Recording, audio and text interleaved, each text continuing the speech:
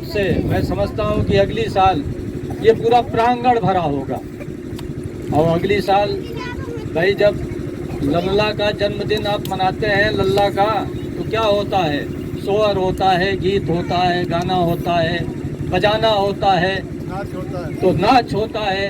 आज अशोक की जयंती मना रहे हैं, भारत के सबसे महान सम्राट की जयंती मना रहे हैं और सूखे सूखे मना रहे हैं। हो सकता है अगली बार हमारे बीच, इन्हीं लोगों के बीच से हमारी तमाम माताएं बहनें तमाम ऐसे गीत सुनाएंगी, सोहर सुनाएंगी, जिससे कि लगे कि हम अशोक की जयंती मना रहे हैं। और ये जयंती हम मना क्यों रहे हैं? सबसे बड़ा प्रश्न तो यही है भाई। लल्ला तो इस देश में बहुत पैदा हुए, बहुत लोग हुए, हम इन्हीं का जन्मदिन आज क्यों मना रहे हैं? हम इनका जन्मदिन इनको हुए आज से लगभग 2400 साल हो गए। भगवान बुद्ध के लगभग 200-250 साल बाद, और आज को जोड़ लिया जाए तो अशोक को पैदा हुए लगभग 2400 साल हो गए। तो 2400 साल पहले जो व्यक्ति पैदा हुआ हो, आज उसका जन्मदिन मनाने की क्या जरूरत है? ये बड़ा महत्वपूर्ण प्रश्न है और हमारी माताओं बहनों को और हमारे नौजवान साथियों को इसको समझना होगा। आज तो राजतंत्र नहीं है भाई, आज तो राजतंत्र नहीं है ना, आज तो राजा का राज्य नहीं है ना, आज जमींदारों का राज्य नहीं है ना, आज जनता का राज्य है। किसका राज्य है? जनता का राज्य। हमारा जो भारत का संविधान है वो यहीं से शुरुआत होता है कि हम भारत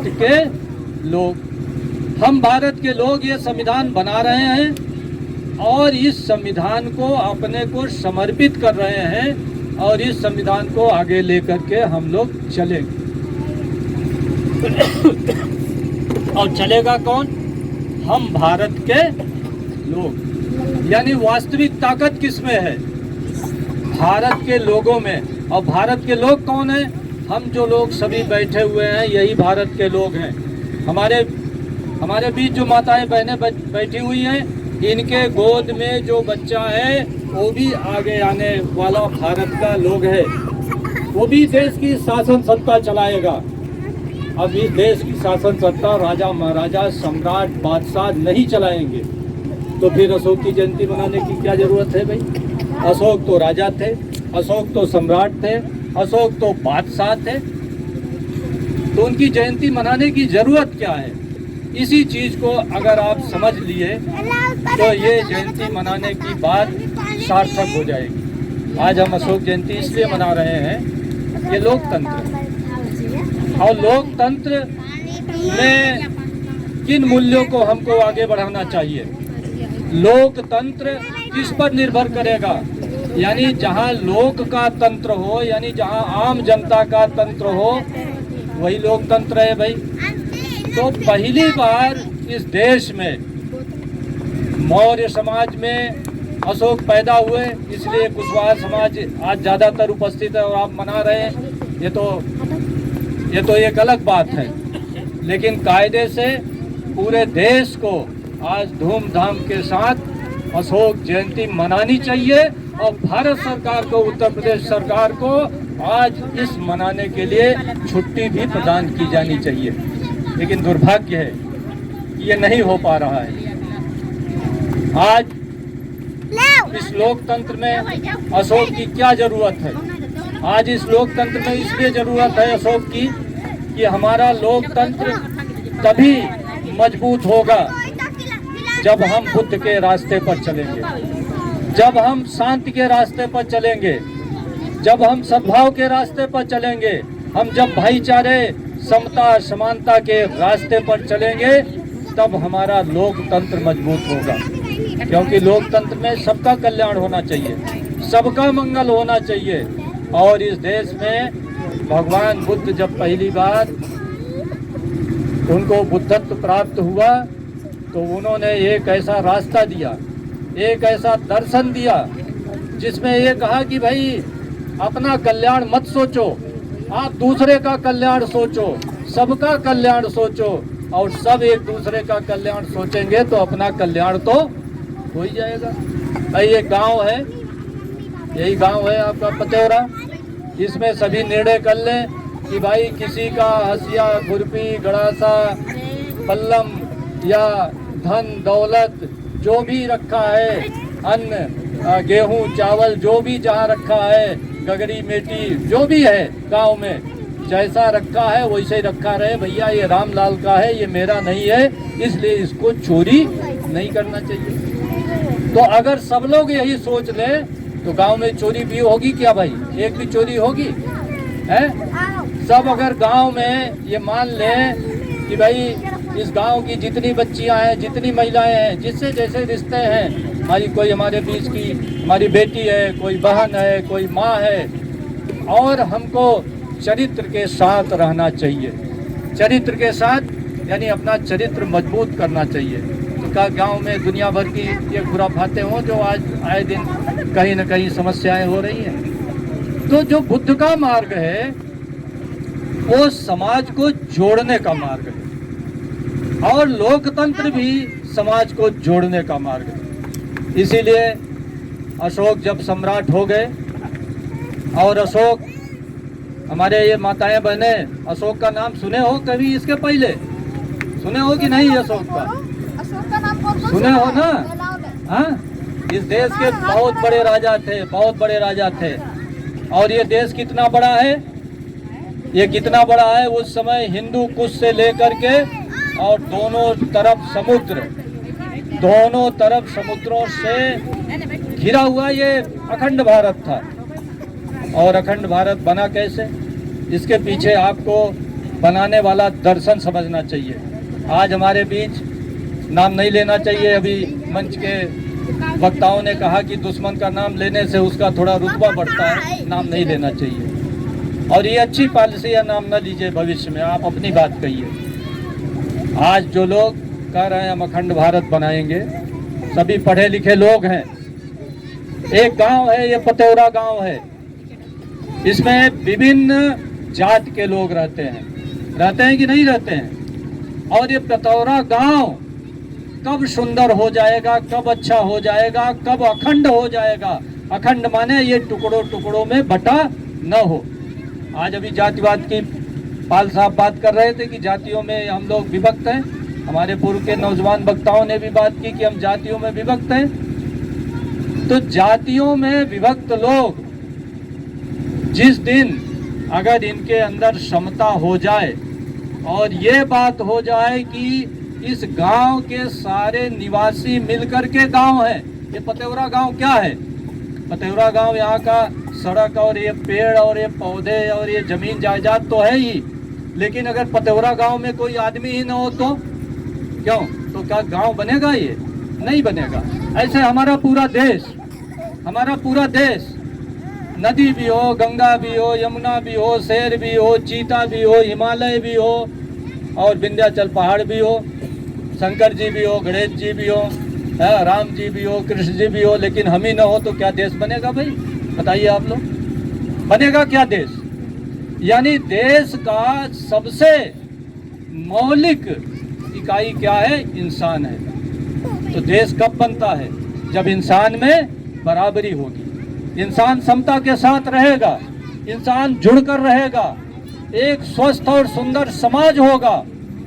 और ये स्वस्थ और सुंदर समाज बनाने का कार्य भगवान बुद्ध ने इस देश में पहली बार शुरुआत की। आज ये जो लोग कहते हैं हम अखंड भारत बनाएंगे, क्या अखंड भारत बनाओगे? इनसे पूछा जाए कि कभी अखंड भारत बनाए भी हो भाई, कोई नमूना तो दिखा दो, कोई नमूना बता दो ना, कौन सा अखंड भारत बनाए हो। ये जो मनवादी लोग हैं, ये वर्ण व्यवस्था बनाने वाले लोग हैं, ये क्या अखंड भारत बनाए? कोई भौगोलिक सीमा एक साथ तब आती है जब उसके रहने वाले बीच के इंसान के बीच एकता हो। जो लोग इस समाज को 4 टुकड़ों में बांट दिए, ऊपर नीचे छोटा बड़ा कर दिए, वो लोग क्या एक अखंड भारत बनाएंगे? जो अखंड समाज भी नहीं बना सकते। बिना अखंड समाज बनाए कोई राष्ट्र का निर्माण नहीं हो सकता। अखंड राष्ट्र तो बुद्ध की जो विचारधारा थी वो एक अखंड समाज बनाने की विचारधारा थी। घृणा सम्राट हैं, पहले शासक हैं। पहले के राजा क्या करते थे? राजमहल बनाते थे, सैकड़ों उनकी बीवियां हुआ करती थी। अपने अय्यासी में, अपने विलास में धन राजकोष खर्च करते थे। लेकिन सम्राट अशोक भगवान बुद्ध के चेले थे। उन्होंने पहली बार इस देश में राज्य सत्ता लोक मंगल और लोक कल्याण के लिए होता है, ये बात पहली बार अशोक ने इस देश में शुरू की। और यही लोकतंत्र के लिए चाहिए। लोकतंत्र में क्या चाहिए? सत्ता का पैसा, सत्ता की ताकत, सत्ता की व्यवस्था किस लिए होनी चाहिए? कि आम जनता खुशहाल हो सके, किसानों को खेत में पानी मिल सके, उनका उपज हो जाए तो उसको उनका उचित दाम मिल सके, उनके बच्चों को शिक्षा मिल सके, हम लोग बीमार हो जाएं तो अस्पताल में चिकित्सा मिल सके, हमारे साथ न्याय हो, हमारे साथ समता हो। तब ये लोक मंगल की बात है, ये लोक कल्याण की बात है, ये सत्ता से उम्मीद की जाती है।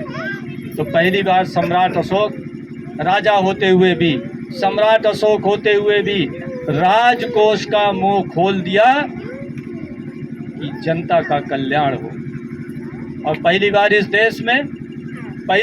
देश में सड़कों का जाल बिछा, पहली बार इस देश में तालाबों का जाल बिछा, पहली बार इस देश में तमाम वृक्षारोपण हुए, पहली बार इस देश में बताया गया कि भाई मुंडे मुंडे मतिर्भिन्ना, विभिन्न विचारधारा के लोग हैं, विभिन्न पंथ के लोग हैं, लेकिन सब लोग मिलजुल करके रहिए।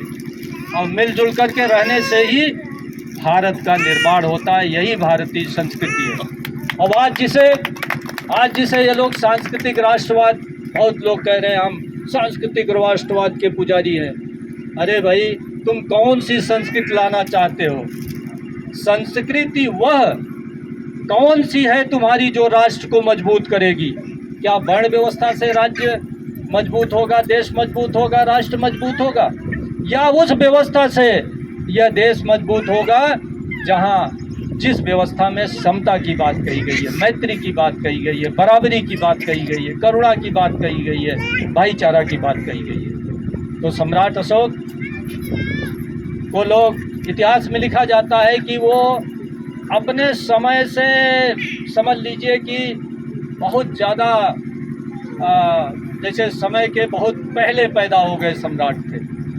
यानी जो उनका आज से 2400 साल पहले शासनकाल था, वो शासनकाल में उन्होंने ऐसा दे दिया 2400 साल पहले कि उसके बाद भारत के तमाम लोगों ने आज तक नहीं दे पाए। और आज क्या राजकोष हमारे सुख सुविधा के लिए है क्या भाई? है क्या? हम राजकोष का पैसा क्या जन कल्याण के लिए कायदे से खर्च कर पा रहे हैं? क्या जनता के बीच खुशहाली है? क्या आज बच्चों को हमारे शिक्षा कायदे से मिल रही है? हम लोग बड़ी बड़ी बातें करते हैं कि अपने बच्चों को पढ़ाइए, अपने बच्चों को पढ़ाइए। अरे बच्चों को पढ़ने के लिए तो सभी स्कूल में भेज ही रहे हैं, लेकिन जब हमारे स्कूल में ही भांग गुली है तो कहाँ बच्चे को पढ़ाए? और सारे लोगों के जेब में इतना पैसा तो नहीं है ना कि 1000-1500 फीस दें और गाड़ी घोड़ा लगाएं। अभी देख रहा था इस गांव तक पसा रही है, तमाम ऐसे विद्यालय खुल गए हैं। लेकिन क्या गांव का गरीब आदमी अपने बच्चे बच्चियों को 1000-1500 प्रति महीने फीस दे करके पढ़ा सकता है? नहीं पढ़ा सकता। तमाम परिवार ऐसे हैं कि उनकी 50,000 पूरे साल की आमदनी होगी, यानी 50,000 माने 12 चौक 48, 4, 4.5 या 5,000 महीने की आमदनी। तो उसमें 2 बच्चों की पढ़ाई में वो 3,000 खर्च करेंगे तो क्या ओढ़ेंगे, क्या बिछाएंगे, क्या खाएंगे, क्या शादी विवाह में लगाएंगे? तो आज सत्ता के पास पैसा है लेकिन दिल नहीं है। सत्ता है लेकिन दिल नहीं है। सत्ता के पास राजकोष है लेकिन दिल नहीं है। उसके अंदर इस देश की गरीब आम जनता, शोषित, दलित, पिछड़ों के चेहरे पर मुस्कान लाने की कोई उसके अंदर इच्छा शक्ति नहीं है। और जब इच्छा शक्ति नहीं है तो इसीलिए हम लोग अशोक जयंती मनाने निकले हैं। और मित्रों, ये जयंती आज तो 29 तारीख है। मैंने भाई देवेंद्र कुशवाहा से कहा था कि लल्ला जब हमारा पैदा होता है घर में तो हम 2-4 दिन सोहर गाते हैं आगे और पीछे और केक काटते हैं। और ये तो बहुत बड़ा लल्ला है हमारा, इतना बड़ा लल्ला है कि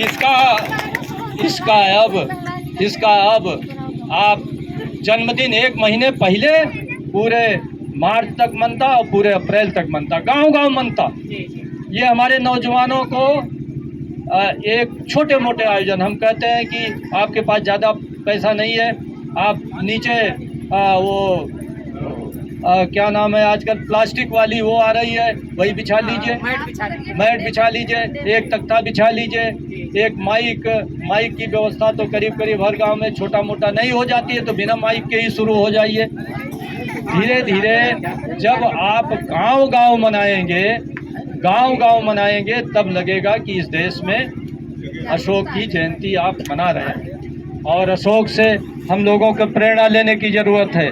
चंद्रगुप्त, जब हमारे बच्चों को अशोक और चंद्रगुप्त की कहानियाँ नहीं सुनाई जाएगी तो कैसे बहादुर होंगे, कैसे देश को चलाने वाले होंगे। हम तो आज इस देश में अपने नौजवानों में, अपने बच्चों में बड़ी हीन भावना भर रहे हैं। हम लोग कटोरा लेकर भीख मांग रहे हैं। बड़ी शर्म लगती है कि हमारा जुडिशरी में प्रतिनिधित्व नहीं है, हमें शिक्षा नहीं है, अरे हमें आरक्षण हमारा जा रहा है, हमारा थाने में सुनवाई नहीं हो रही, हमारी एसडीएम साहब के यहाँ सुनवाई नहीं हो रही, हम फलाना ढिकाना, हम भिखमंगे बने टहल रहे हैं। और इस देश में हम हैं कितने परसेंट भाई, कितने परसेंट हैं हम लोग? दलित, पिछड़े, अल्पसंख्यक, कितने आदिवासी मिला कितने परसेंट हैं? 85%। और बाबू जगदेव प्रसाद कितना बताते थे? 90%। कितना बताते थे? 90%। तो चलो 85 ही मान लो, 5% कम निकल लो, तो 85% लोगों को लोकतंत्र है। कोई राजतंत्र तो है नहीं कि तलवार के बल पर लोग कब्जा कर लिए हैं। ये लोग जो सत्ता में बैठे हुए क्या तलवार के बल पर बैठे हैं क्या भाई? लोकतंत्र से बैठे हैं ना। और 85% जिसकी संख्या हो, आज इस देश में शासन सत्ता के लिए तरस रहा है और कटोरा लेकर भीख मांग रहा है। अरे भाई, जातिवार जनगणना होनी चाहिए, सड़क पर उतरिए, आंदोलन करिए, क्या होगा भाई? अरे साहब, मेरा आरक्षण जा रहा है, बताओ। हम यूनिवर्सिटी में कहीं नहीं है, हम हाई कोर्ट में नहीं है, हम सुप्रीम कोर्ट में नहीं है, हमारा जैसा कहा कि कहीं सुनवाई नहीं है, न्याय नहीं है, हमारी दशा बहुत खराब है। और उत्तर प्रदेश सरकार हर साल कितना खर्च करती है? 5 लाख करोड़। कितना खर्च करती है भाई? कितना खर्च करती है जानना चाहिए आप लोगों को। कितना खर्च करती है? अभी बताया ना, बताओ भाई कितना खर्च करती है? 5 लाख करोड़। और वो कितने दिन में? 1 साल में। 1 साल में कितना खर्च करती है उत्तर प्रदेश सरकार? 5 लाख करोड़। यानी 5 लाख आदमी 1-1 करोड़ इकट्ठा करें तब जाकर के उत्तर प्रदेश सरकार जो 1 साल में खर्च करती है उसको आप खर्च कर पाए। और 5 साल में उत्तर प्रदेश सरकार कितना खर्च कर देगी? कम से कम 30 लाख करोड़। क्या 30 लाख करोड़ से उत्तर प्रदेश का चेहरा नहीं बदल सकता? क्या हमारे बच्चों को शिक्षा नहीं मिल सकती? क्या हमारी गर्भवती महिलाओं को पुष्टाहार और सारी व्यवस्था नहीं हो सकती? क्या हमारे बच्चों की डिलीवरी क्या अस्पताल में नहीं हो सकता? क्या हमारे खेत को पानी नहीं मिल सकता? क्या हमारे फसलों को उचित दाम नहीं मिल सकता? हमारे यहाँ बिजली हो, पानी हो, शिक्षा हो, सुरक्षा हो, व्यवस्था हो, क्षमता हो, सबकी व्यवस्था हो सकती है, लेकिन शासन सत्ता चाहता नहीं। तो हम आज सम्राट अशोक को इसीलिए उनकी जयंती मना रहे हैं। इस लोकतंत्र में भी उस राजा को याद कर रहे हैं, इस लोकतंत्र में भी उस बादशाह और सम्राट को याद कर रहे हैं कि उसने राज सत्ता का मुंह आम जनता के कल्याण के लिए खोल दिया और एक बेहतर समाज, एक सुंदर समाज बनाने का उन्होंने सपना देखा और पूरे देश में लिखवा दिया। और लिखवाया भी कैसा? अगर ऐसा वैसा लिखवाए होते तो जैसा कि पतेवरा गांव में 70 साल बाद हम जयंती मना रहे हैं, शायद ये जयंती मनाने का और अशोक को उनका नाम जानने का भी हम लोगों को अवसर न मिलता अगर पत्थरों पर लोहे की कलम से उन्होंने अपनी बातें न लिखवाई होती। मैं यहाँ तमाम नौजवान हैं, हमारे बड़े उत्साही नौजवान हैं और बहुत प्रशिक्षित हैं, बौद्धिक हैं। मैं उनसे एक बात कहूँगा कि ज़्यादातर अपनी ऊर्जा समाज के निर्माण में लगाइए, समाज को जगाइए और उसको संगठित करिए। और सम्राट अशोक का और अशोका राज्य अगर इस देश में लाना है तो भाईचारा जोड़ करके लाना होगा। और जैसा कि अभी मैत्रेयी शाक्य जी कह रही थी कि जातियाँ आप जल्दी समाप्त नहीं कर सकते। जातियों का एक बहुत मजबूत संगठन है, पालों का संगठन है, कुशवाहों का संगठन है, कश्यप का संगठन है, नाई का संगठन है, बढ़ई का संगठन है, सबकी महासभाएं हैं, सबका अपना समाज है, सबके अपने व्यवसाय हैं, शादी विवाह हो रहे हैं, सारी चीज़ हो रही है। अगर आप सोचे कि तुरंत जाति समाप्त होगा तो ये दिवा स्वप्न है। जाति समाप्त नहीं होगा, जातियों के बीच की दूरी समाप्त करिए और जो एक दूसरे में प्रतिद्वंदिता है, ईर्ष्या है, इसको समाप्त करिए। और मित्रों, ये प्रतिद्वंदिता ईर्ष्या समाप्त क्यों हो गई? हम 85% तो एक बड़े कारवां को लेकर चले थे ना, इस देश में चले थे कि नहीं चले थे? और अगर आज इस देश में 85% की एक भी राजनीति विकसित हो जाए तो क्या हम शासन सत्ता में नहीं होते? अशोक कर पाए, क्यों कर पाए? अशोक आज देवेंद्र जी मान लो प्रधान रहे या प्रधान हैं तो ये गांव के कल्याण के लिए कुछ काम कर पा रहे हैं ना। तो आप शासन सत्ता के बिना कल्याण का काम नहीं कर पाएंगे। और अशोक भी बुद्ध की विचारधारा को, राजकोष को आम जनता के लिए, लोक मंगल के लिए, लोक कल्याण के लिए इसलिए लगा पाए कि वो खुद राजा थे। तो अगर राजा बनना पड़ेगा, और राजा लोकतंत्र में नहीं अर्थ हुआ कि आप चंद्रगुप्त मौर्य और सम्राट अशोक बन जाओगे। राजा बनने का अर्थ हुआ कि मुख्यमंत्री बनो और प्रधानमंत्री बनो। और सम्राट अशोक ने यही कहा अपने शिलालेखों में कि ये जो रास्ता मैं बना रहा हूँ, इस रास्ते पर अगर हमारे आने वाली पीढ़ियाँ चलती रहेंगी तो बहुत मंगल होगा, कल्याण होगा, देश का भी कल्याण होगा, समाज का भी कल्याण होगा, मानवता का भी कल्याण होगा और उनका भी कल्याण होगा। ये सम्राट अशोक ने कहा। इसलिए आज लोकतांत्रिक देश में जब हमें लोकतंत्र मजबूत करना है, रिश्ते मजबूत करने हैं, तो हम अशोक की बात कह रहे हैं। लेकिन अशोक एक राजा के रूप में, सम्राट के रूप में आज राज सत्ता पर आप कब्जा करके ही उनकी नीतियों को लागू कर सकते हैं। अभी मित्रों मैं कह रहा था कि हम 85% हैं, हम 90% हैं, लेकिन सत्ता के लिए तरस रहे हैं। आज पूरे देश में भाई आपके दादा चंद्रगुप्त जी तो अखंड भारत की स्थापना की है। अशोक ने पूरे देश में एक सांस्कृतिक एकता दी, सामाजिक एकता दी, एक वैचारिक एकता दी, मानव को जोड़ा।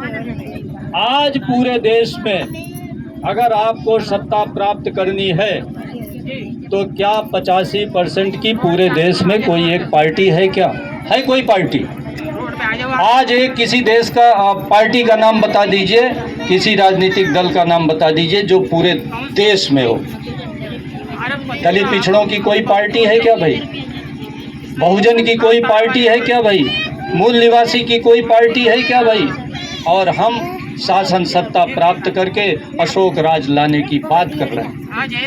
तो शासन सत्ता अगर प्राप्त करना हो तो ये सीएम उम की कुर्सी तो फालतू चीज़ें हैं।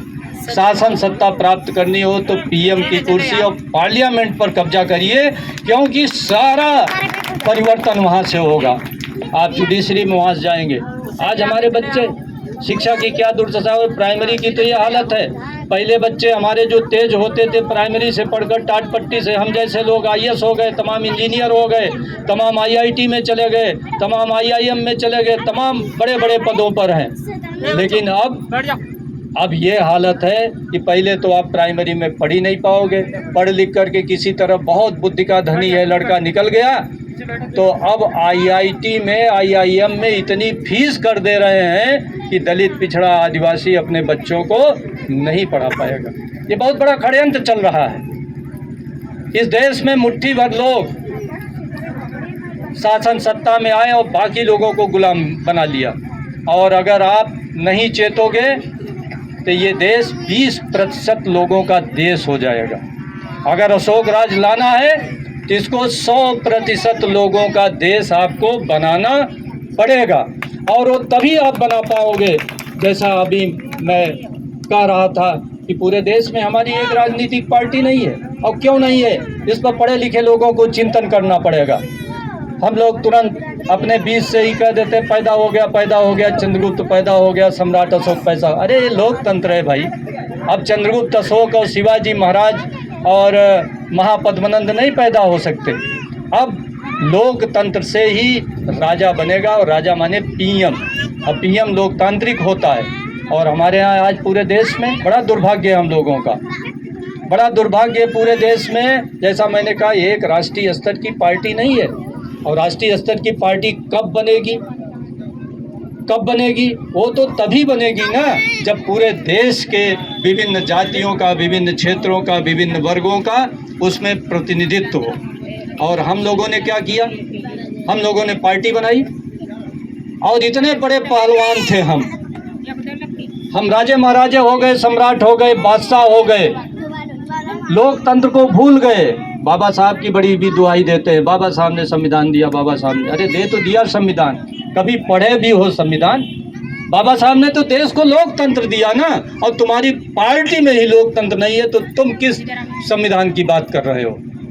आज हमारे जितने राजनीतिक दल हैं कहीं भी उसमें लोकतंत्र नहीं है। एक सज्जन बनाए, वो सज्जन क्रांति किए, भगत सिंह बने, जगाए, कुछ सीएम भी बन गए, फलाना भी बन गए, ढकाना भी बन गए। इसके बाद उनका लड़का आ गया, अब फिर लड़के का लड़का आएगा।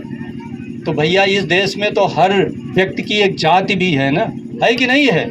हर व्यक्ति की एक जाति है, और हर व्यक्ति की जाति है। अगर एक व्यक्ति आजीवन राष्ट्रीय अध्यक्ष रहेगा, फिर उसका लड़का रहेगा, तो एक जाति की पार्टी वो बन गई।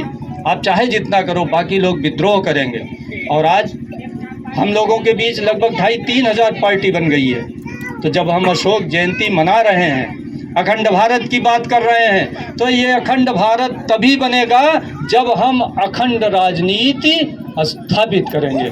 और अखंड राजनीति तभी स्थापित होगा जब पार्टियों में जाति पाति सबसे उठ करके, भाई क्या फ़र्क पड़ता है अगर हमारे बीच ये व्यवस्था हो गई होती किसी एक दल में कि 3 साल पाल जी रहेंगे, 3 साल कुशवाहा जी रहेंगे, 3 साल कश्यप जी रहेंगे, 3 साल जाटव जी रहेंगे, 3 साल वाल्मीकि जी रहेंगे, 3 साल बिहार का आदिवासी रहेगा, 3 साल महाराष्ट्र का आदिवासी रहेगा, 3 साल पंजाब का गुजर रहेगा, 3 साल महाराष्ट्र का महार रहेगा। तो क्या आज हमारे बीच में एक लोकतांत्रिक राष्ट्रीय स्तर की पार्टी न बन जाती? आप जवाब दीजिए, आप लोग बन जाती कि न बन जाती? लेकिन हम लोगों ने क्या किया कि हम महान हैं, आजीवन हम रहेंगे, और फिर मेरे जो लल्ला पैदा हुआ है वो महान है। अरे ये तंत्र नहीं है। बाबा साहब ने लोकतंत्र दिया, बाबा साहब ने लोकतांत्रिक संविधान दिया, और हम बाबा साहब का पैर पटक पटक कर मंचों पर नाम लेते हैं। और लोग जितने भी हैं आज देश में, बता दीजिए दलित पिछड़ों की कोई एक पार्टी है जिसमें राष्ट्रीय अध्यक्ष बदला हो? किसी का नाम ले लीजिए, उस जाति के अतिरिक्त कोई हुआ। तो आप कैसे पूरे देश की राजनीति कर पाएंगे? और जब तक पूरे देश, ये भारत बहुत बड़ा देश है। अशोक की जब हम बात कर रहे हैं तो उन्होंने पहचाना था, बड़ा देश है, इसमें विभिन्न संप्रदाय के लोग, विभिन्न पूजा पाठ के लोग, कोई शंकर जी को मान रहा है, कोई राम को मान रहा है, कोई कृष्ण को मान रहा है, कोई बुद्ध को मान रहा है, कोई जैन को मान रहा है, कोई गुरु नानक को मान रहा है, कोई कबीरपंथी है, कोई रामदासिया है, और कोई आस्तिक भी है, और कोई ऐसे भी हैं कि किसी को वो नहीं मान रहे हैं। जब वो किसी को नहीं मान रहे हैं तो ये देश विविधता का देश है, और इस विविधता में साथ साथ कैसे हम रहें, और इसी में कैसे हमारा वैज्ञानिक दृष्टिकोण डेवलप हो, हमारे बच्चे कैसे पढ़े लिखें, हमारी माताएं कैसे सचेत हों। अरे इन माताओं को तो तमाम तो हमारे बीच ऐसी होंगी माँ बहनें कि शायद हो सकता है सवायदपुर की सीमा भी कभी न क्रॉस किए हों। और पहले तो ऐसा होता था कि मायके से ससुराल और ससुराल से, और बहुत हुआ बहन के यहाँ चली गई, मौसी के यहाँ चली गई, फुफ्फा के यहाँ चली गई। तो इन बेचारियों के लिए इतना ही दुनिया उनकी दुनिया है। तो ये दुनिया बदलनी चाहिए। बहुत बड़ा देश है, इसको महसूस करना चाहिए सबको, लेकिन तभी महसूस करेंगे जब आप शासन सत्ता में आएंगे। आप व्यवस्था करिए ना। उत्तर प्रदेश सरकार 1 लाख करोड़ शिक्षा पर खर्च करती है। क्या हम लोग कहते हैं ना कि अरे जो चाहेगा पढ़ लेगा? भाई यहाँ जब व्यवस्था ही नहीं है तो कहाँ से पढ़ लेगा भाई? गंगा की कटरी में चले जाओ, कहाँ से पढ़ लेगा भाई? हम भी लंबी नौकरी किए, 83 से लेकर के 13 में छोड़े हैं। लगभग काफ़ी लंबे समय तक मैंने 36 साल तक नौकरी की और एसडीएम, एडीएम, सीडीओ तमाम पदों पर रहा। लेकिन दुर्भाग्य है कि अधिकारी कुछ नहीं कर सकता। जब तक शासन सत्ता नहीं चाहेगी, इस देश में कोई परिवर्तन नहीं हो सकता। और आपको अगर परिवर्तन करना है इस देश में, आपको जो आपका अनंत दर्द है, या तो गाते रहो भाई मंच पर खड़े हो करके, 24 घंटे गाओ, 72 घंटे गाओ, 365 दिन गाओ। और आजकल तो ये सोशल मीडिया हो गई, व्हाट्सएप यूनिवर्सिटी पर अरे फलाने आए कर रहे हैं, ये ढकाना है, ये मनुवाद है, ये ब्राह्मणवाद है, ये पाखंड है। अरे है तो सब है, आप क्या करना चाहते हो इस देश में? सबसे बड़ा मूल प्रश्न है कि आप क्या करना चाहते हो, किस प्रकार का देश बनाना चाहते हो। अशोक ने रोना नहीं रोया, अशोक ने रोना नहीं रोया। अशोक राजा थे, सम्राट थे, और जो बनाना था, जैसा भारत बनाता था, जैसा समाज बनाना था, उन्होंने बना दिया। और राजकोष का जैसा उपयोग करना था वैसा कर लिया। तो आप शासन सत्ता में आइए, तब अशोक राज्य ले पाएंगे। ऐसे दूसरे की बुराई से नहीं। और ये बहुत बड़ा देश है, जैसे मैंने कहा कि भाई वो अत्याचार कर रहे हैं, वो समता नहीं चाहते, वो आपका आरक्षण नहीं चाहते, वो नहीं चाहते जुडिशरी में आप आए। लेकिन आप आइए तो ऐसी व्यवस्था करिए कि 85% हम रहें और 15% वो भी रहें। सभी देश के निवासी हैं, सभी देश के निवासी हैं, सभी लोगों के बीच भाईचारा, प्रेम, बंधुत्व विकसित हो। लेकिन कुछ लोग चाहते हैं कि 15% का ये देश बने, 15% पढ़े, 15% खुशहाल हो, 15% मजबूत हो, उसी को खाना पीना, उसी को घी दही सब मिले, उसके बढ़िया पक्के मकान हो, उसके पास गाड़ी हो, घोड़ा, और उसका लड़का इंडिया में भी बढ़िया पढ़े और अवसर मिले तो अमेरिका में भी चला जाए। तो ऐसी सोच रखने वाले लोग, कदाचित इन लोगों को अशोक का पाठ पढ़ाना पड़ेगा। ये देश, जैसा मैंने कहा, इस देश के सीमाओं में रहने वाले सारे निवासी हमारे भाई बंधु हैं। और राष्ट्र है क्या? जैसा हमने कहा, हम ही राष्ट्र हैं। और अगर इस देश का एक एक आदमी पढ़ा लिखा हो जाए तो राष्ट्र शिक्षित हो जाए कि नहीं हो जाए? एक एक आदमी खुशहाल हो जाए तो राष्ट्र खुशहाल हो जाए कि नहीं हो जाए? एक एक आदमी स्वस्थ हो तो पूरा देश स्वस्थ हो गया कि नहीं हो गया? और अशोक के समय सोने की चिड़िया इसीलिए था, यहाँ धन्य धान्य था, यहाँ शिक्षा थी। प्राचीन भारत में ऐसे महान विश्वविद्यालय थे, आज तक हम लोग नहीं स्थापित कर पाए। और इन लोगों को शर्म लगती है, उसको महाविहार कहने में विश्वविद्यालय कहते हैं। तक्षशिला विश्वविद्यालय, नालंदा विश्वविद्यालय, जैसा लगता है कि आज का जैसे इलाहाबाद यूनिवर्सिटी और बुंदेलखंड यूनिवर्सिटी, ऐसे यूनिवर्सिटी थी।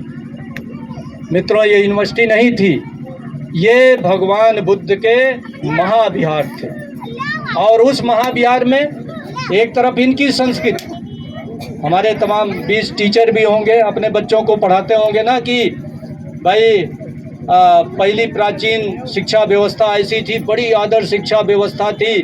गुरु के चरणों में शिष्य पाता था, 1 पैसा देना नहीं पड़ता था, वहीं रहता था, वहीं खाता था, वहीं पीता था। लेकिन लाख टके का प्रश्न है कि ये शिक्षा व्यवस्था थी किसके लिए? गुरुकुल शिक्षा व्यवस्था थी किसके लिए? अगर ये आम जनता के लिए नहीं थी तो ये फर्जी बातें हैं। और भगवान बुद्ध का जब मार्ग आया तो उन्होंने सबके लिए शिक्षा का द्वार खोल दिया। वहाँ कोई जात पात नहीं था, वर्ण नहीं था, कोई देश का भेदभाव नहीं था। उनके यहाँ महाविहार बने हुए थे और प्रत्येक सवेरे 8 बजे 4 भिक्षु बनते थे।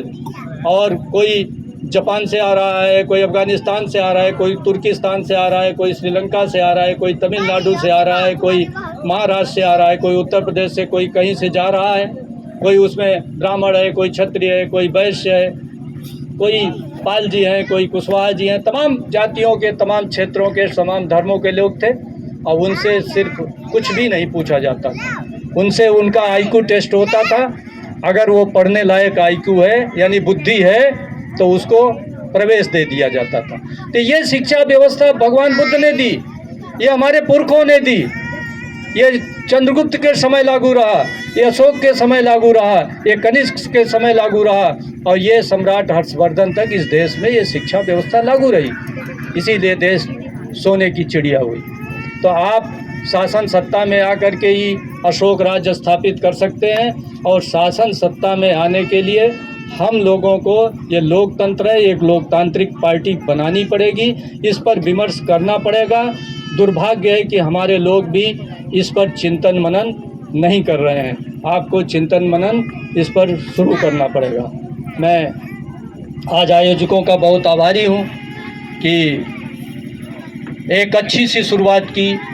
ये बीज बोया गया है, ये बीज बोया गया है, ये बीज कभी इस क्षेत्र में बरगद बनेगा और हो सकता है कि 2-4 साल में यहाँ भव्य आयोजन हो और इसका असर दूर दूर तक पूरे सवाईजपुर में, पूरे हरदोई में, आसपास के ज़िलों में भी हो।